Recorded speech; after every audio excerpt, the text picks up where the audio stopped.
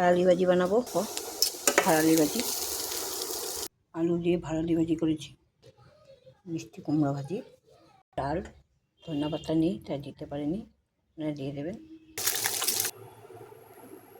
লবণ লঙ্কা দিয়ে, লবণ লঙ্কা ধনে সব দিয়ে দিয়েছি, হলুদ, জিরে গুঁড়োটা পরে দেবো কারণ ভাজা জিরেগুলো পরে দিলে একটা সেন্ট আছে, খুব সুন্দর একটা স্মেল আছে। নামানোর আগে দেবো নটি সরষে বাটা দিয়ে, আমার দিদি দিয়েছে, আমার খুব প্রিয়, খুব ফেভারেট, তাই দিয়েছে আমাকে।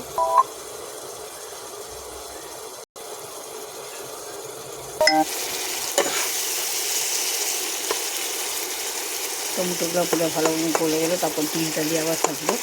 আমি ডিমটা দিয়ে ভালো মতন ভাজি আবার, তাহলে মশলাটা ঢুকে একটু ডিমে।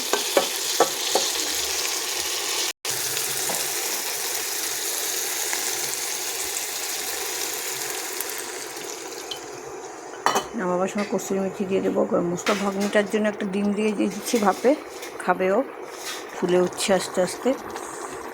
ছোটো ভাগনিটা খাবে তো, তাই এটাতে লঙ্কা গুঁড়ো তো দিইনি, একটু জিরে গুঁড়ো দিয়ে দিলাম, ভাজা জিরে গুঁড়ো, এটা তো দিয়ে দিয়েছি অল্প।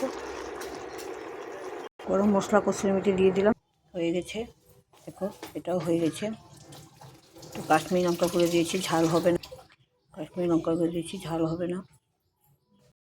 বড়ি দিয়ে টমেটো দিয়েছি, একটা আলু দিয়েছি, বেগুন দিয়েছি, ভিতরে আছে পালং শাক দিয়ে দিয়েছি। সবজি প্যাক করে বানাবো, মাখা মাখা ভেজে ভেজে পেতে।